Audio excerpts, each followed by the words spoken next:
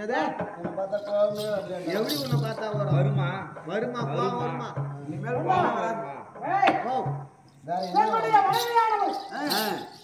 பார்ப்பதற்கு மிகவும் அழகானவள். ஆமா அந்த பிரம்மன் இருக்கின்றான். எப்படி எழுதுகிறார்? பிரம்மனானவன் எனக்கென்றே படைத்திருக்கிறான். பச்சிருப்பார் எப்படி தெரியுமா? எப்படி கோடை காலத்திலே சுறுசுறுடாக மேகங்கள் சூழ்ந்து கொண்டிருக்கும். ஆமா அப்பேற்பட்ட கூந்தலின் அழகு வேல் போன்ற விழி, ஆமா வேல் போன்ற கண்கள், பால் போன்ற கன்னம், கோவை இதழ் போன்ற உதடு, வாழை சீப்பை போன்ற கழுத்து, அரவம் போன்ற அருகுள், தங்க கலசத்திற்கு ஒப்பான கொண்டகள். என்னங்க ஆளிலை போன்ற இல்ல இல்ல ஏன்னா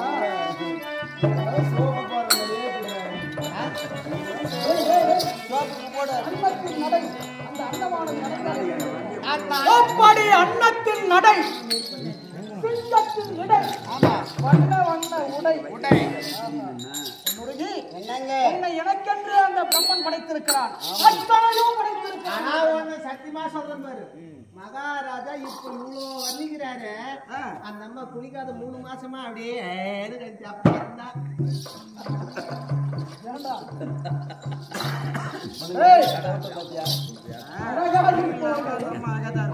அப்படி மேல வர்ணிச்சிருப்பாரா? கீழே போன ஆடைகள் என்னங்க அத்தனை அழகையும் அந்த பிரம்மன் உனக்கே படைத்திருக்கிறான். ஆமாங்க. ஆனா ஒண்ணு மட்டும் குறைய வச்சுக்கிறான். அப்படியா? என்னங்க பெரிய சொல்லுவாங்க, மொத்தமே சரியா இருந்தா அந்த குறுந்தாதான் எதுனா ஒண்ணு குறை இருக்குமா? என்ன குறை? அறிவு மட்டும் கம்மியா படுத்துக்கிறாங்க. என்னங்க அறிவு தெரியாத மென்டல் வாழ்த்துற மாதிரி வாழ்த்தி என்ன தூத்தி விட்டுட்டீங்களே. நல்லவளா இருந்தா ஒரு கணவனானவர் எங்கே வளர்ந்தார், எப்படி இருந்தார் என்று தெரிந்திருந்தோம். அவனை பத்தி கெட்டவன்னு சொல்றீங்க. ஐயா கெட்டவன் சொன்ன சத்தியமா என்னங்க ஒண்ணு சொல்ல தேர் பார்க்கணும் சொன்னாங்க. என்னங்க துரியோதனன் எப்பேற்பட்ட குணம் படைத்தவன் தெரியுமா? எப்பேற்பட்ட குணம்? நாட்டிலே அவனை போன்ற நல்லவர்கள் கிடையாது. அப்படியா? ஊர் உலகமே சொல்லுது. ஆமா, பாண்டவருக்கு தான் அவன் எதிரியை தவிர மற்றவனுக்கு கிடையாது. ஒரு காலத்தில் அஸ்தினாபுரத்திலே வில்லரங்கேற்றம் நடந்தது. சரி, பாண்டவர்களுக்கும் கௌரவர்களுக்கும் 105 பிள்ளைகளுக்கும் கற்ற வித்தைகளை அந்த இடத்திலே நிகழ்த்தி காட்டி பரிசு பெறக்கூடிய வித்தை அந்த இடத்தில் நடக்கிறது. எப்படி வில் அரங்கேற்றம் நடக்கிறது. அந்த வில் அரங்கேற்றத்திலே அவரவர் கற்ற வித்தைகளை அத்தனை பேர்களும் நிகழ்த்தி காட்டுகிறார்கள். அர்ஜுனனும் அந்த இடத்திலே நிகழ்த்தி காட்டுகிறார். பல வித்தைகளையும் நிகழ்த்தி காட்டுகிறார். சரி, துரியோதனன் பார்த்தார், அடடா இப்பேற்பட்ட வீரன் நம்முடைய பக்கத்தில் இல்லையே, நம்முடைய படையில் இல்லையே என்று மனவருத்தத்தோடு இருக்கின்றார். அவருடைய முகத்தை பார்த்து அடடா துரியோதனன் மனவேதனைப்படுகிறார் என்று எழுந்தேன் சபையிலிட்டு அந்த இடத்திலே அந்த வில் அரங்கேற்றத்திலே எனக்கு தெரிந்த அத்தனை வித்தைகளை நிகழ்த்தி காட்டினேன். அர்ஜுனனை விட பல மடங்கு வித்தைகளை அத்தனை பேர்களும் வாயடைத்து நின்றார்கள். அந்த இடத்தில் அர்ஜுனனை அழைக்கிறேன். அடு அர்ஜுனா, வில்லுக்கு விஜயன் என்ற பட்டத்தை உனக்கு கொடுக்கிறார்களே, அதை வாங்க உனக்கு என்னடா தகுதி இருக்கிறது? வேண்டுமானால் அந்த பரிசினை பெற வேண்டுமானால் என் இடத்திலே யுத்தம் செய், என்னை வென்று அந்த பட்டத்தை நீ பெற்றுக் கொள்ளடா என்று அவனை யுத்தத்திற்கு அழைத்தேன். அந்த நேரத்திலே குரு பெரியவர்கள் எல்லாம் எழுந்தார்கள். துரோணாச்சாரி எழுந்து, அடே கர்ணா, யார் நீ? எந்த நாட்டை சார்ந்தவன்? எந்த குலத்தை சார்ந்தவன்? எந்த மதத்தை சார்ந்தவன்? தாய் தகப்பன் பெயர் தெரியுமா உனக்கு என்று பேசிவிட்டார். அவர் கேட்ட கேள்விகளுக்கு என்னால் பதில் சொல்ல முடியாமல் அவமானத்தினால் அமர்ந்து விட்டேன். அந்த இடத்திலே உண்மையை பேசினான் துரியோதனன்.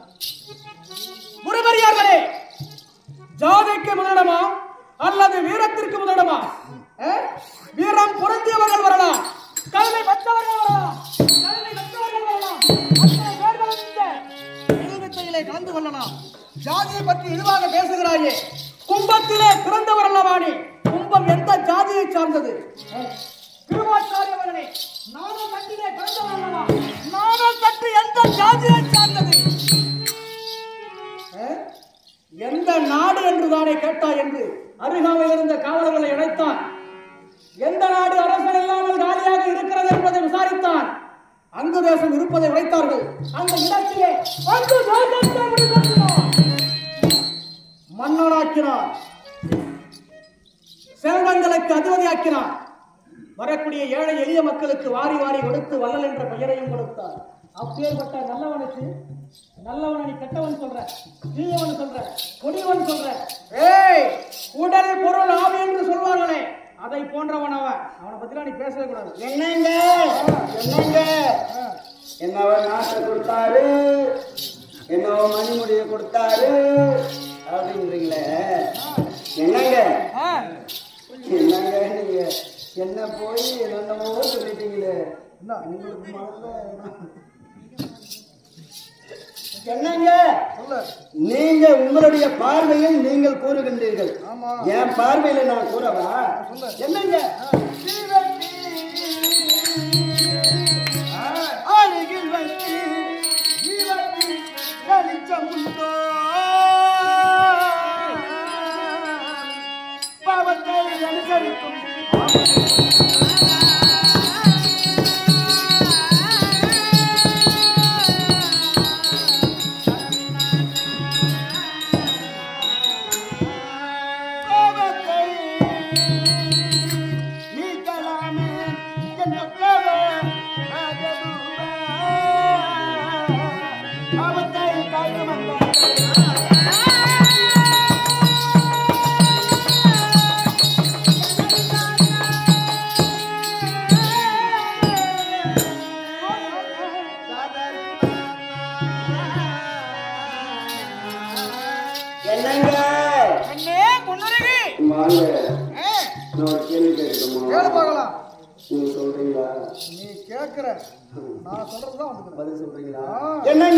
ஒரு பெரிய தீவெட்டி ஏற்றி வைத்து விட்டோம் என்று வைத்துக் கொள்வோம்.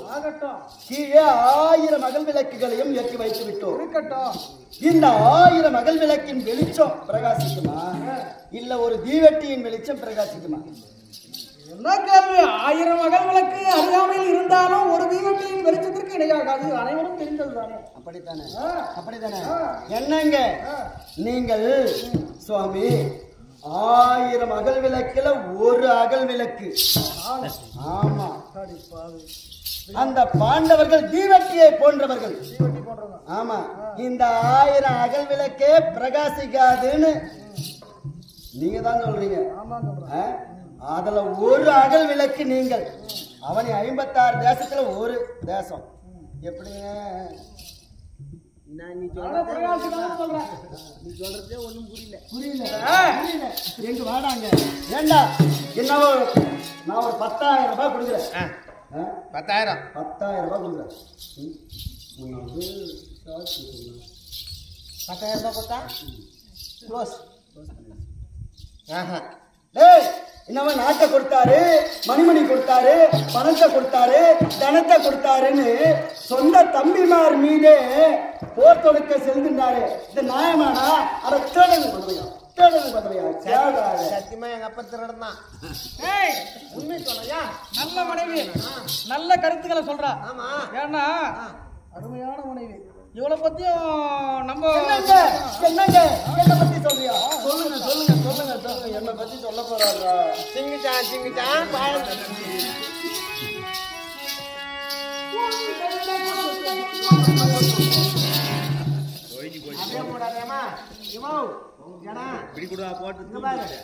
அந்த ஆளு போருக்கு போய் சாவறாரோ இல்லையோ, இதே போடுவாரு. மூடத்து மூடுற வெத்தலை பாக்கு வச்சு ஒரு இடத்த மூடி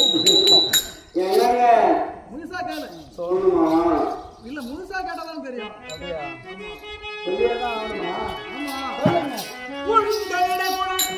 பார்க்க வென்று மகாராஜன் பெண்டையுடன் இருவரும் வீதி வந்தோம்.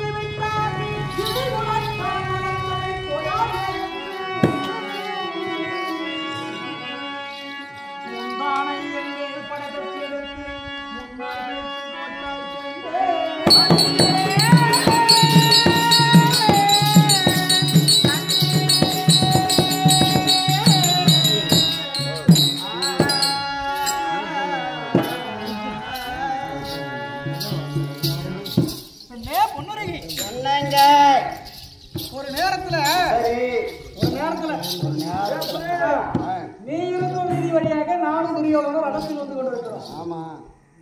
அந்த ரதத்தில் வந்து கொண்டிருக்கின்ற நேரத்திலே நம்முடைய குழந்தை இருக்கின்றானே விஸ்வக்கேது வீதியிலே முட்டியிட்டு தவறு தவறு விளையாடி கொண்டிருக்கிறார்.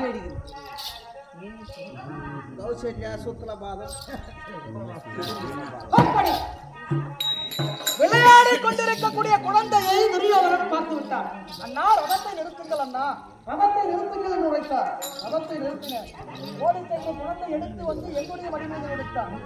ஆஹா, குழந்தை பாசம் பெண்களுக்கு மட்டும்தானா, ஏன் ஆண்களுக்கு கிடையாதா?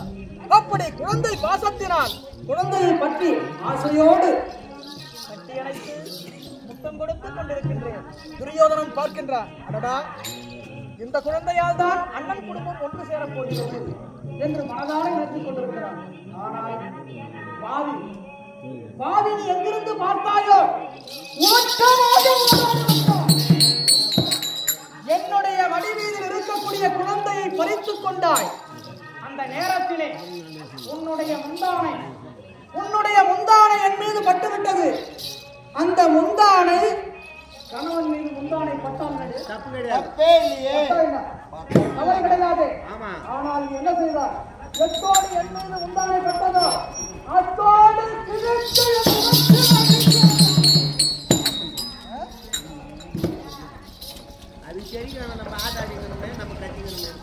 அந்த நேரத்திலே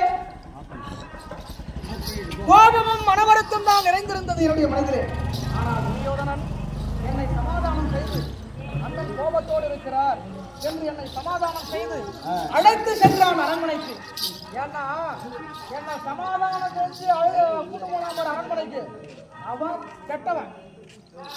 ஒரு கணவன் என்று பாராமல் முந்தானை பட்டுவிட்டது என்று அந்த முந்தானை கிழித்திய முகத்திலே வீசியவள் நீ நல்லவன். உன்னுடைய கருத்து பிரகாரம் இவ்வளவு நாள் அப்படியே மனசுலயே பூட்டி வச்சுங்களாக்கும். என்னங்க உங்களுக்கு தெரியுமா? என்னங்க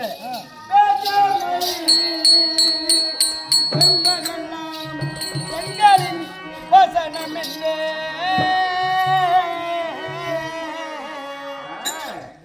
ஓதிய பெரியோர் வார்த்தை உண்மையா?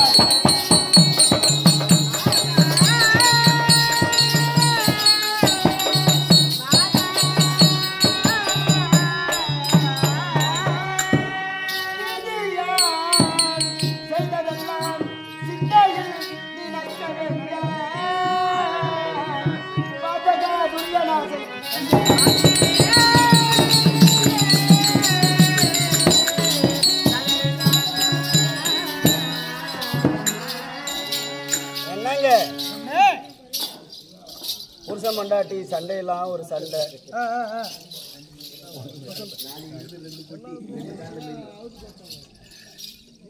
புருஷன் மண்டாட்டி சண்டையெல்லாம் ஒரு சண்டை. ஆம்பளைய மண்டாட்டி சண்டையெல்லாம் ஒரு சண்டை. ஆத்திரத்துல பேசுற சொல்லுக்கு அர்த்தம் இல்லைன்னுவாங்க. அத இவ்வளவு நாள் மனசுலயே வச்சு பூட்டி வச்சிருந்தீங்களாக்கும். ஒண்ணு தெரியுமா? என்னங்க, புருஷனை பிடிக்கலன்னு வச்சுக்கோ, பிடிச்சு போச்சுன்னு வச்சுப்போம். முதல்ல என்னங்க என்ன பண்ண, அப்படியே மாறோடு அப்படியே கட்டி தள்ளி. இதுதான் தப்பு. இது தப்பு. மகாராஜா பண்ற வேலையா இது? ஏய், ஒரு வேலை பிடிக்கலன்னு வச்சுக்க பொம்பளைங்களுக்கு வாய் தலகாணி கொடுத்து தின்ன மேல படுக்க வச்சிருக்கோம். நீ போமா, அப்படிதான் குடுத்துட்டு போ. அந்த மாதிரி குடுத்துட்டா யாரு கேளு. வாய் தலகாணி குடுத்தனா பாமாலனா போமா பத்துமாக்கறா மைக்கு வேலை செய்யலையா? ஹலோ மைல நீ பீஸ் போட்டியா? இந்த மாதிரிலாம் வரும் தெரிஞ்சுதான் நம்ம காவலாம் கல்யாணம் பண்ணவே இருக்கிறான். என்னங்க புருஷ மண்டாட்டி சண்டையில ஒரு சண்டை. ஆத்திரத்துல சொல்ற பேசிக்க அர்த்தம் இல்லைன்னுவாங்க. ஒரு வார்த்தை எடுத்து என்கிட்ட சொல்றீங்களே, வேண்டாங்க. என்னங்க, என்னால பாவத்தையே அனுசரிக்கக்கூடியவர் உன்னுடைய நண்பர். ஆமா ஆமா.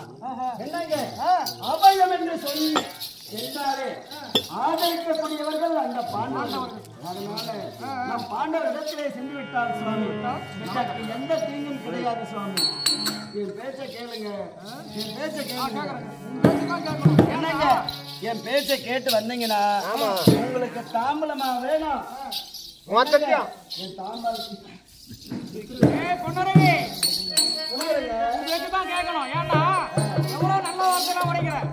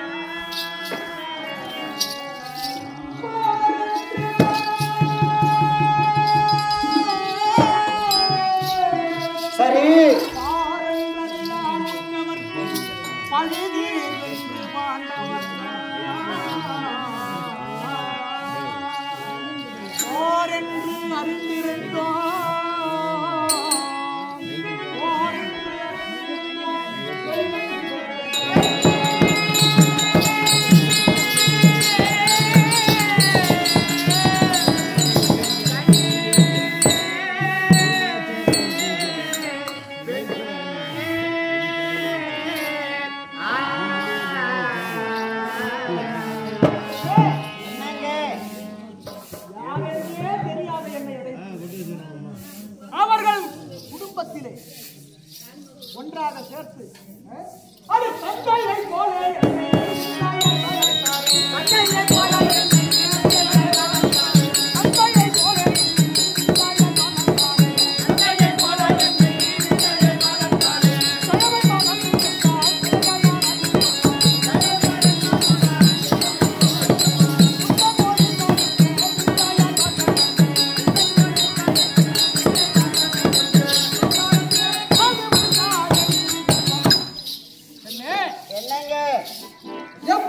நல்ல குடும்பம் அது. யாரென்றே தெரியாத என்னை அழைத்து அவர்கள் குடும்பத்திலே ஒருவராக சேர்த்து அரசும் கொடுத்து அங்கு தேசத்திற்கு அரசனாக்கி முடிசூட்டி பேரும் பெருந்திருவும் தனக்கே தெரிந்தளித்தார். அப்பேற்பட்ட குடும்பத்தை மறந்து உன்னுடைய பேச்சை கேட்டு பாண்டவர்களோடு நாம் சேர்ந்தால் நியாயமா?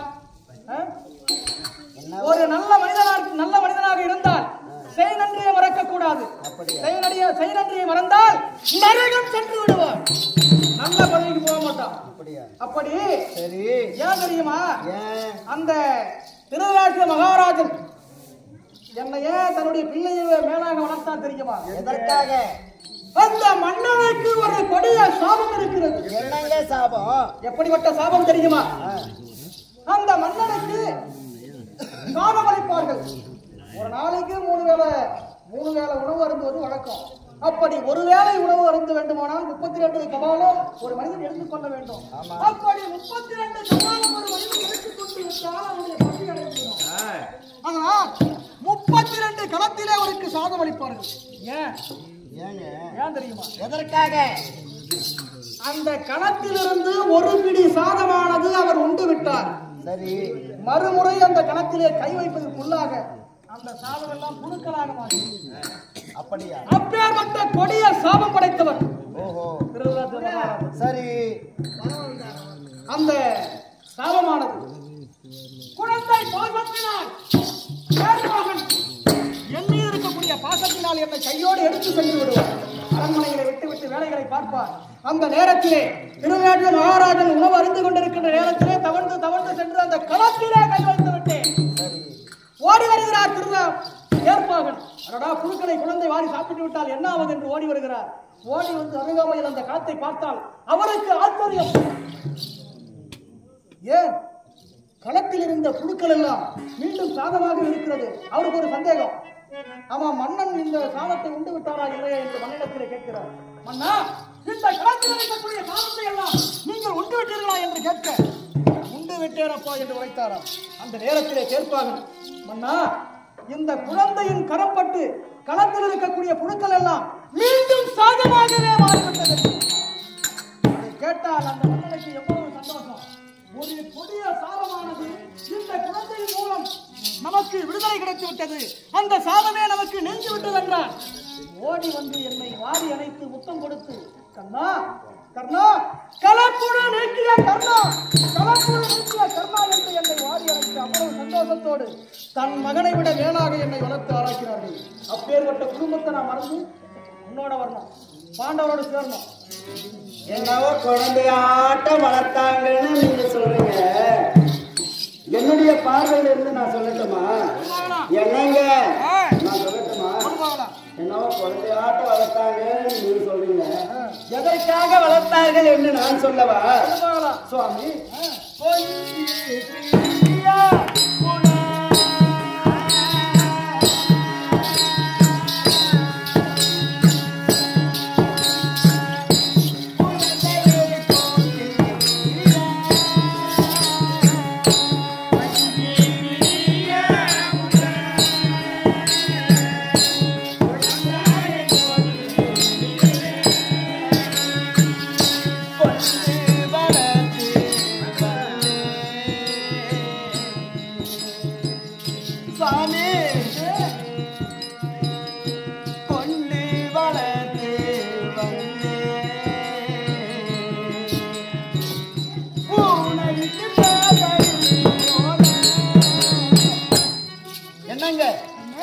ஒரு சின்ன கிளியை எடுத்து வந்து வளர்த்து அது பெரியதாகிடும். அதை கொண்டு போய் பூனைக்கு இரையாக்குவதை போல உங்களை வளர்த்து அந்த காண்டிவனுக்கு இரையாக்குவதற்காகத்தான் வளர்த்தாங்களே தவிர வேற எந்த மண்ணாங்கட்டி பாசமும் கிடையாது. உங்க மேல யாரு கிளி யாரு பூனை? நீங்க தாங்க கிளி. ஆமா, அந்த காண்டிவன் அந்த அர்த்தம் பூனை. ஆமா, அதனால உள்ளுக்குள்ள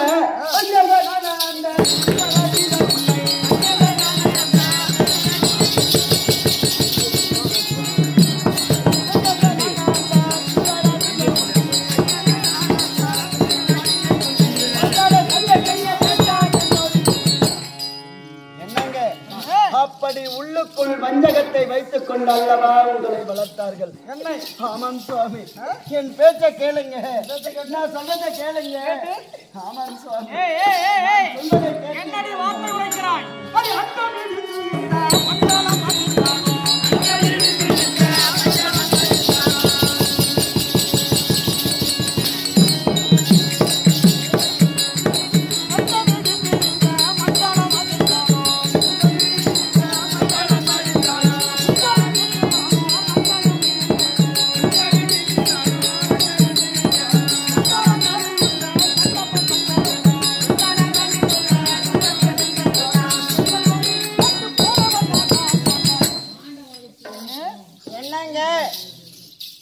இந்த அண்டம் என்று சொல்லக்கூடிய ஆகாயம் இடிந்து, சரி, இந்த பிண்டம் என்று சொல்லக்கூடிய இந்த பூமியின் கண்மேல் விழுந்து இந்த மஞ்சளமே அதிர்ந்தாலும் உன் பேச்சை கேட்டு பாண்டவர்களோடு நான் வாழ்வதா? பெண்ணே, ஒருவன் பெண் நன்றியை மறக்க கூடாது, உண்ட வீட்டுக்கு ரெண்டாக நினைக்க கூடாது. உத்தியோகம் இல்ல. ஒருவேளை பெண்கள் மொழி கேளாமல் சென்றவரெல்லாம் இதுவரையிலும் யார் மாண்டிருக்கிறார் சொல்லுவாங்களா? சொல்லிட்டு யாருன்னா ஒருத்தர் சொன்ன பிறகு கேக்குறீங்க. பொம்பளை பேச்சு கேட்காத நாடு என்னதான் சொன்னாலும் என் பேச்ச கேட்கறதாவே இல்லடா. அவர் போனா போட்ட என்ன வச்சுக்கோ. ஏண்டா என்னமோ அந்த மூளைக்காட்டுல ஏண்டா அங்க ஆம்படியான மயக்கிற மருந்து விற்கிறாங்களாமாண்டா. ஒரு 10 ரூபாய் கொடுக்குறேன். அதிகம் அதிகமா? சரி, ஒரு 5 ரூபாய் கொடுக்குறேன். அது அதிகம். வாங்கி வந்து கொடுக்குறேன். தலையில தேய்ச்சாவது நான் சொல்லி பேசிட்டேன்.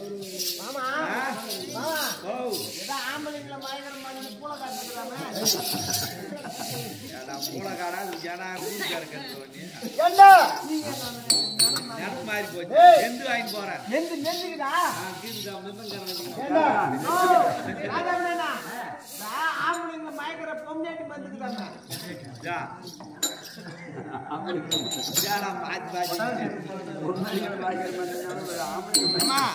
கேட்டேன் 5 ரூபாய்க்குலாம் தர மாட்டாங்களாம் 5 காசு தான் தருவாங்களாம் சில்லா கொடுக்க சொல்றாங்க வேண்டாம் அப்படி இல்லைன்னா வேண்டாம் அந்த எலி கேட்கிறாங்க பேஸ்ட் அதையாவது எலி பேஸ்டா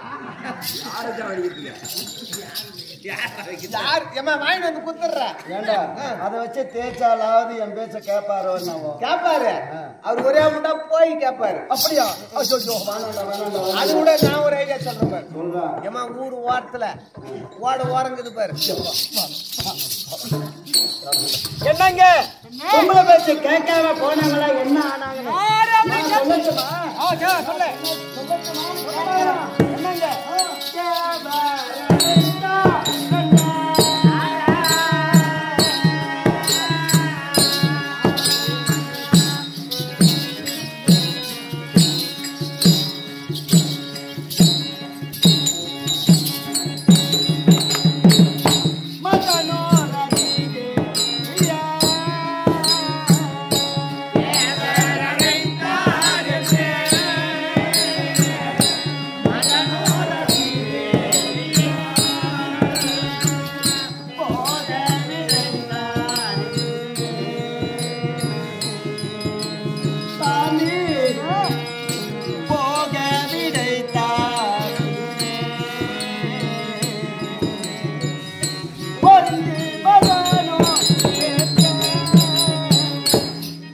என்னங்க தேவர்களுக்கு ஒரு குறை என்று தேவர்கள் அனைவரும் கூடி ஆலோசனை செய்தார்கள் யாரை நாடி சென்றால் நமக்கு தீர்வு கிடைக்கும் என்று அந்த சிவனை நாடி சென்றால் நமக்கு தீர்வு கிடைக்கும் என்று கூடி அனைவரும் ஆலோசித்து ஒரு முடிவெடுத்தார்கள் ஆனால் அந்த சிவனாகப்பட்டவர் ஞானத்திலே இருக்கின்றார் அந்த ஞானத்தை கலைப்பது யார் என்று மீண்டும் கூடி ஆலோசனை செய்தார்கள் சிவனுடைய மருமகனான மன்மதன் இடத்திலே சென்றார் தீர்வு கிடைக்கும் என்று மன்மதனை நாடி சென்றார்கள் மன்மதனும் யோகத்தை கலைக்கிறேன் என்று கூறிவிட்டு தனது மனைவியான ரதியிடத்தில் விடை கேட்டாங்க அப்படி கேட்கும் போது